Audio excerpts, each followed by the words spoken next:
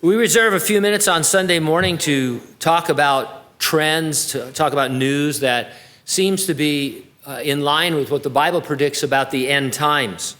We are futurists. That means we believe all the unfulfilled prophecies in the Bible will be literally fulfilled. We try to use recognized reliable sources for our news because we don't want to add to the sensationalism that's out there. And we're not saying that the things we report on are the definite fulfillment of prophecy, just that they are things you'd expect when you read the Bible. One of the most intriguing predictions found in the book of the Revelation of Jesus Christ has to do with a statue, an image that comes to life. I'll read it to you in a moment, but first we need to meet two people who are always associated with it. In the Revelation, the world leader we commonly call the Antichrist is called the beast. In the passage I'm going to read, he is the first beast. Take a message.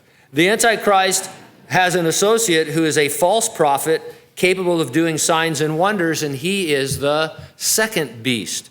And so here's how the scripture reads. Then I saw the second beast coming up out of the earth, and he exercises all the authority of the first beast in his presence. He causes the earth and those who dwell in it to worship the first beast. He performs great signs so that he makes fire come down from heaven on the earth in the sight of men.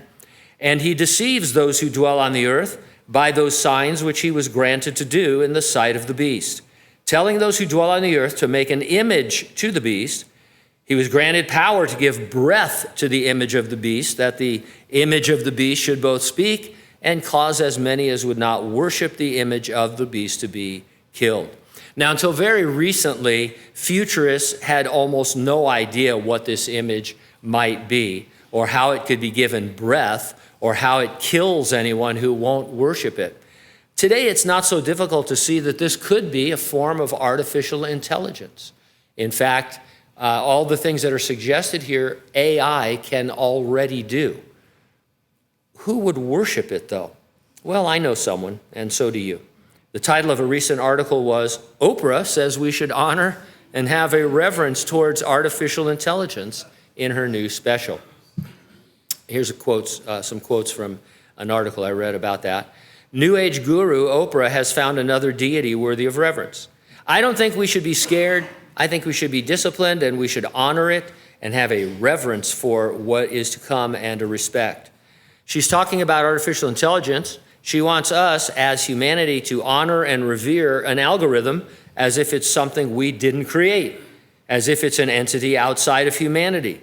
Oprah, being a devotee of New Age mysticism, synced this belief with yin and yang symbolism to describe the new deity, because I think it's going to change in ways that are unimaginable for the good, and just as there is for the good, there is the yin and yang of everything. In other words, there's bad too.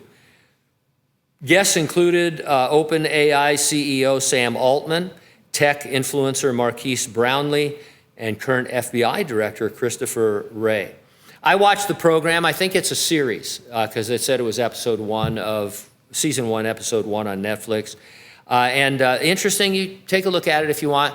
It's a little bit insulting by the time you get to the end because they use that technique where at the beginning it's all worry and nervousness and anxiety, but they take you through some things to where by the end it's like, maybe this isn't so bad. In fact, maybe it's unimaginably good as long as we do it the right way. And so it's more of a prepping than anything else. It's more propaganda, actually, than anything else. But it's very interesting. And you'll get a kind of a, even though I talk about this, we talk about this all the time, it'll give you a real feel for the fact that, hey, this is here and it's happening.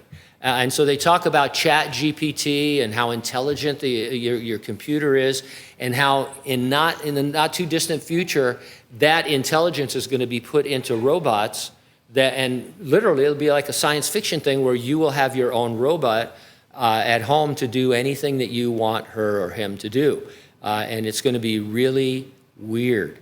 Now, they don't take into account the return of Jesus Christ and the things that we know are going to happen on this earth. And so bear that in mind as well. So don't get freaked out. The Lord is in control.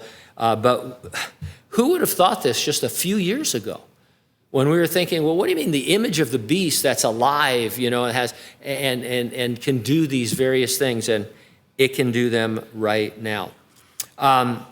Obviously, this is in Oprah's case, it's a case of worshiping the creature more than the creator, because she wants us to give reference to that which is man-made. There's a lot of stage setting going on in terms of the Bible's prophecies, things like global government, global commerce, a personal mark, social credit, apostasy in the church, the exponential growth of human knowledge, the elimination of cash. All of these are things the Bible predicts for the end times. Most significantly, the Bible predicted that the nation of Israel would be born in a day, that Jews would return there from their dispersion all over the earth, and that Jerusalem would be at the very heart of global tension until every nation stands against her and God intervenes to save his people. The unfulfilled prophecies in the Bible will be fulfilled to the letter. We're most definitely seeing the stage set for the second coming of Jesus.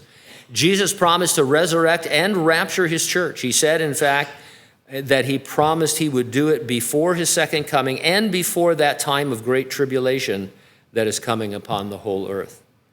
The resurrection and the rapture of the church is presented as an imminent event, meaning nothing needs to take place before the Lord can return for us. And so the question is always, are you ready for the rapture?